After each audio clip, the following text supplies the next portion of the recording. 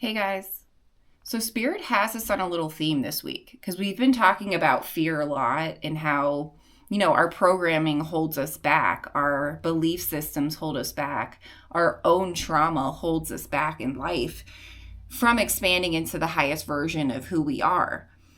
Well, Spirit really has on my heart to talk about change, to talk about what is the solution here, and not in the nitty gritty hustle hard kind of solution oriented way, but more in the go within and align and come from a divine action space in order to create in your life from a space that is going to align with the highest version of you.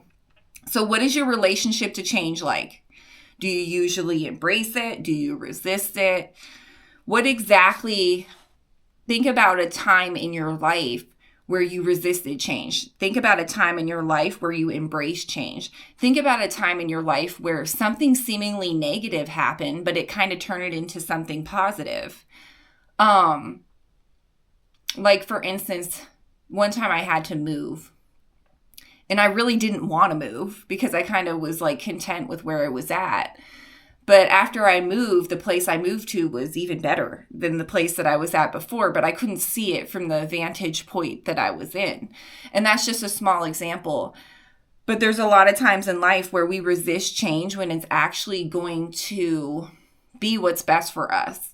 Sometimes when our ego is sitting back thinking of what's best for us, it's coming from a lower frequency. It's not coming from this highest version. That's why it's so important to get quiet and tune into your highest self so you can come from a place of alignment. So you can come from a place that you trust, that you know is of the highest good for you and everyone in your environment.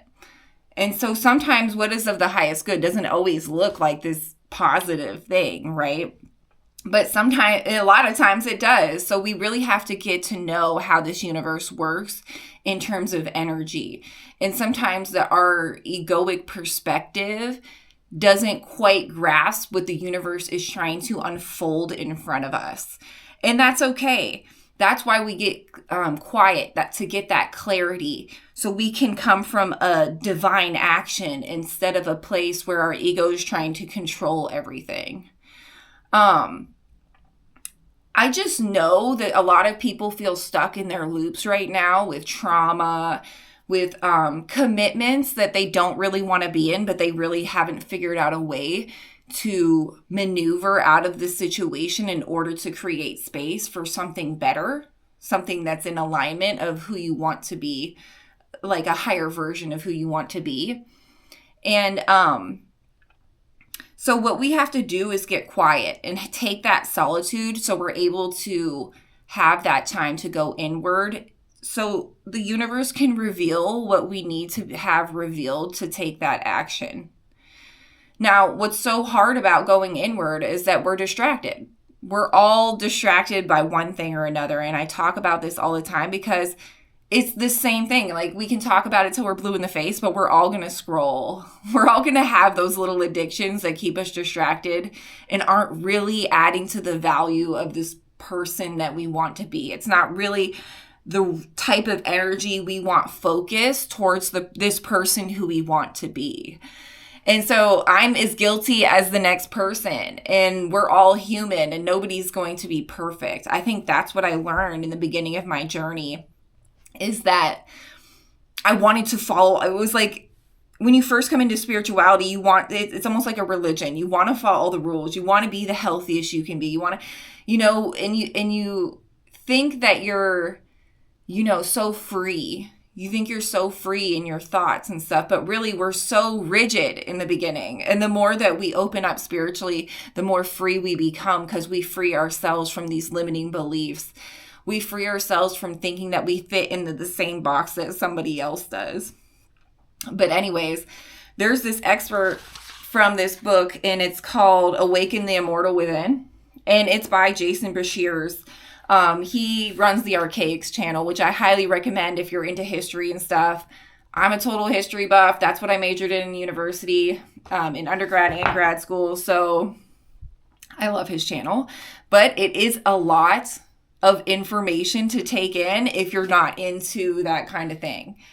So he talks about how we live in a simulation, and he was in prison for many years over something he did as a teenager. And he took that time to read old ancient books and put all the pieces of the puzzle together and create this chronology. And it's really cool. You should check out his page if you're into that kind of stuff.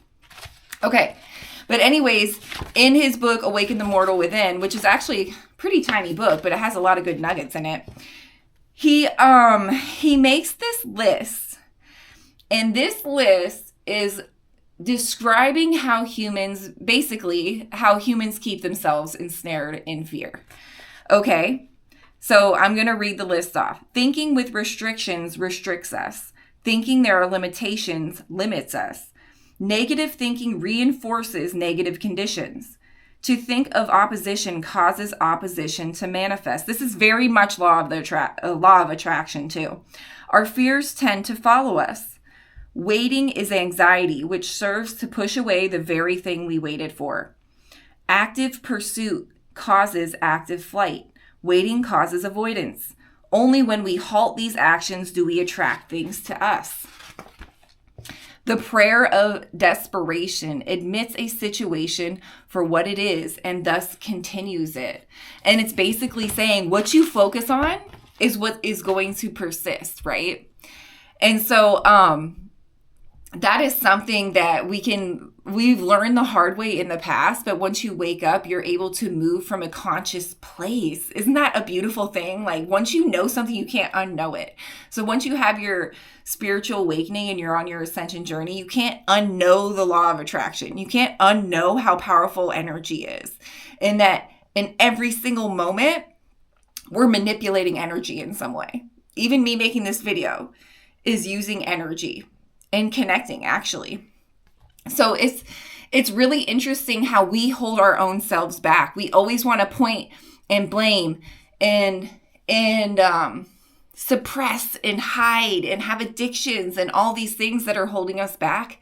And we want to point the finger at somebody or something else, at a job that's not giving us enough time in our free time to really work towards the thing that we want to do. It's always some excuse, but it's really when you point and you got the three fingers pointing back at you, it's always you. You're always the solution to your problems. It's always going to be inside you.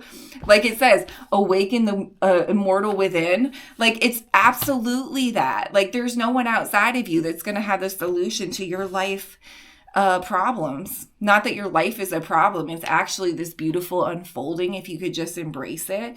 Even when those negative things come in, how can you see it from a positive perspective? How can you see it from the place of, oh, how is this going to help me grow?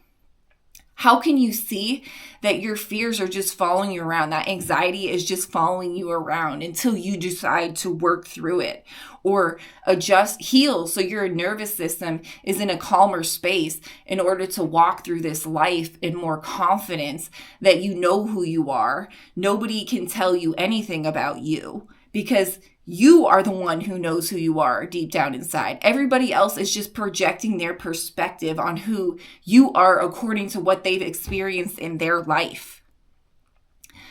So I just love this list because it's such a ego checker, right? Like, because we always want to blame things. Like, well, I'm just in this situation. There's nothing I can do about it. There's always something you can do about things. And it's interesting that Spirit told me to share something of Jason's because he was literally in a situation where he probably could do nothing about it. But what did he do? Like he was in prison, right? What can you do when you're facing, I think he had upwards of like 20 or more years in prison, most of his adult life. And he could have just sat there like a victim and been like, there's nothing I can do about it. But he dug into books. Like he did spiritual work. He took that solitude and switched it into wisdom. He touched people in that prison that were there with him. He made these connections. And then as soon as he has the opportunity to come out, he uses all those tools that he acquired while he was in isolation where he could have sat as a victim, but he instead chose to use that time in order to expand himself. So that seemingly negative thing that happened to him changed his whole life because he wouldn't even have been that person if he didn't even go to prison. Right? And now he's doing the work of spreading the light through sharing this information and connecting dots that most people would have never had the time to sit down and do that research and connect all those dots. And that's just an example of stop arguing for your own limitations and saying there's nothing you can do about it. There's always something you can do about it. Don't want to hear it. Oh, sorry, I'm a teacher and these kids, guys, if I could tell you how many kids sit there and just look at the page, like they don't want to do anything. And it's like, I get it.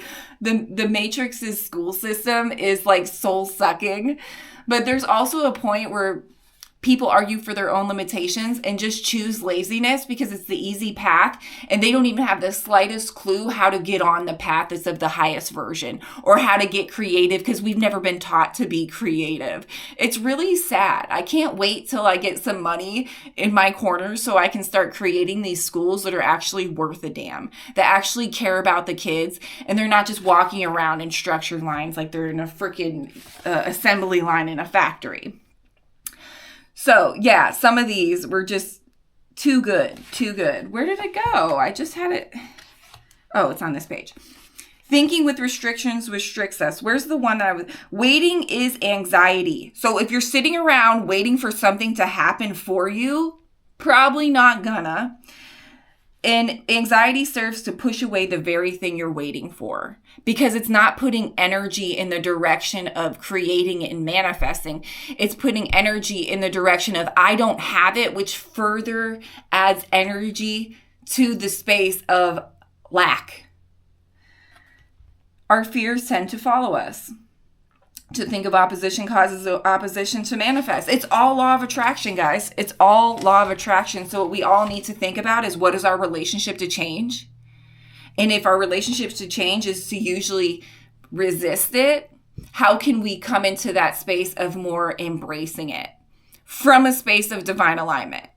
Now, if you're feeling all shitty inside, maybe you want to get in alignment and quiet first before you're going to trust the information coming, right? Because you could self-sabotage. You could come right in and just make all your decisions out of fear in that situation because you're not aligned. So it's important to be conscious first. Oh, something's happening. How do I want to choose to respond?